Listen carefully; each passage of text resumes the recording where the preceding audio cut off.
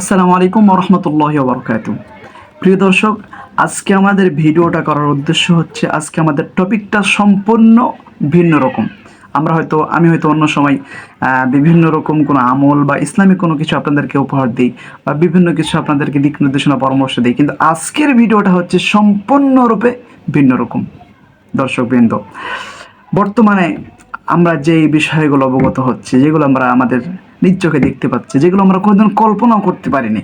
সাম্প্রতিক সময়ে আপনারা মিডিয়ার কল্যাণে আপনারা যে বিষয়টি দেখেছেন যে সাবেক বিচারপতি মানিক নাকি যেন নাম, আমি তার নাম পুরোটাই বলতে চাচ্ছি না, কারণ তার কথাবার্তা শুনলে আমার ঘৃণা হয়।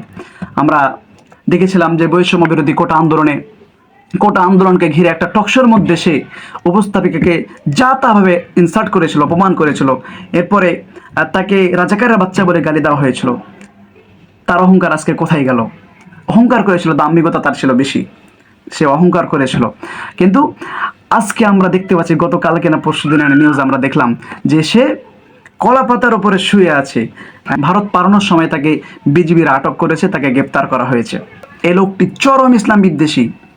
বিভিন্ন টকশোতে গিয়ে আলেম ওলামাদেরকে বিভিন্ন রকমভাবে কটাক্ত করতো, কটূক্তি করতো, তাদেরকে বিভিন্ন রকমভাবে আলেমদেরকে ছোট করার চেষ্টা করতো, তাদেরকে অপমান করতো।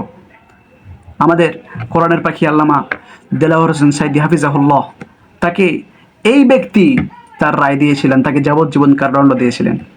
এগুলো দেখে আমাদের শিক্ষা হচ্ছে না কেন? আমরা ক্ষমতা বড়াই করি, আমরা ক্ষমতা নিয়ে বাড়াবাড়ি করি, আমাদের ক্ষমতা থাকে, আমাদের দাম্ভিকতা, আমরা অহংকার করি।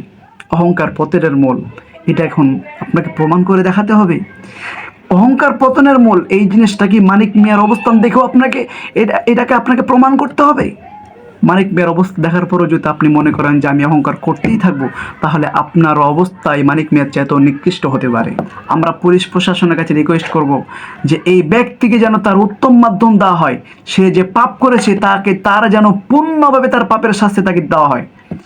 আর মরার পরে আল্লাহ তাআলা কি করবেন সেটা আল্লাহ ভালো জানেন, আল্লাহু আলাম, আমরা তো জানি না। তবে তাকে দুনিয়াতে যে কাজ করেছে তাকে আমরা দুনিয়াতে উত্তম রূপে তার পাপের শাস্তি তাকে দিতে হবে, তার উত্তম রূপে সে পাপের শাস্তি পাবে। তার জন্য চুল পরিমাণ তাকে কোনো দয়া করা হবে না।